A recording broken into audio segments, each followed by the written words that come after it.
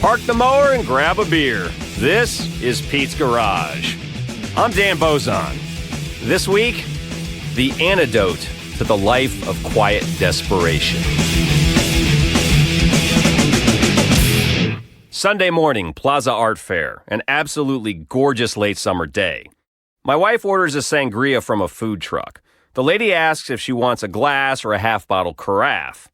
Carafe? How am I supposed to drink that, she asks. The lady hands her a straw the length of her forearm. Perfect. We walk towards the sound of jazz coming from the fair's main stage. It's flanked on either side by booths exhibiting various artists. A light breeze kicks up. The sun shines. My wife sips her sangria. I realize I wore exactly the right shoes. It's pretty damn ideal. Then, blaring through a megaphone, we hear, "And here you are, out walking around on the Sabbath, having a good time. Meanwhile, you have no idea where your soul's going to spend eternity. Not a clue. Well, I have bad news for you, friends." It was one of those sidewalk preachers.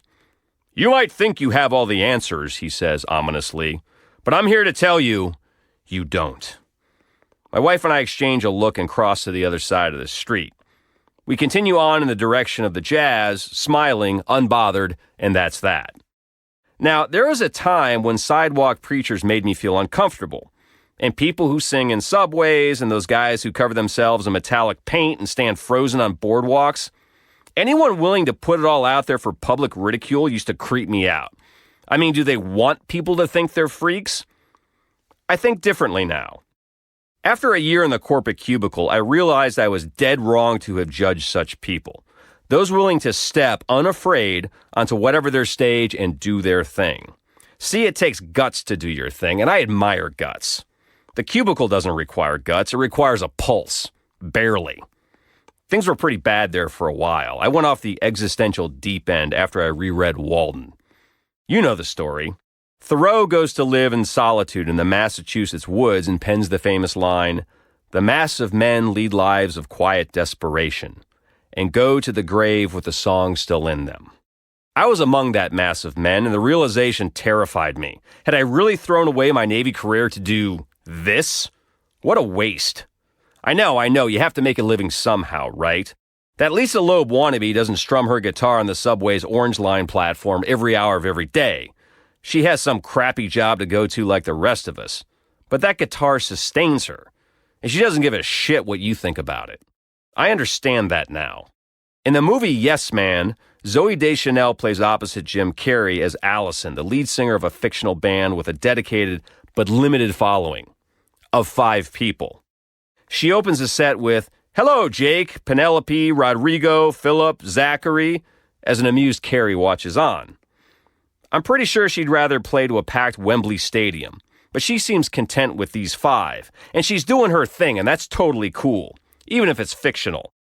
Adam Wainwright, the St. Louis Cardinals' all but certain Hall of Fame pitcher, likes to write and sing his own country music songs, and they're bad, really bad. The broadcasters played one during Sunday Night Baseball. It was so hard to stomach, I had to mute the television. It was awful.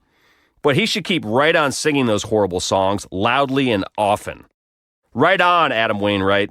And that sidewalk preacher? Keep on preaching, brother. Ain't my cup of tea, but I admire your conviction. Me? I do a little writing, and I dabble in watercolors. Neither is likely to land me in the White House or an exhibition at the Met, but so what? They make me happy. And I do think Thoreau was right. And that's sad. But to hell with him. That whole life of quiet desperation thing? Not on my watch.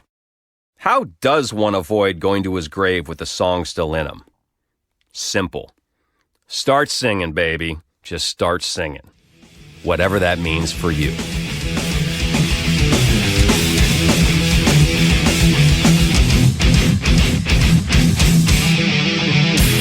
Thanks for listening. You can check out other episodes and stories from the Pete's Garage blog over at the website, danbozon.com. That's DANBOZUNG.com.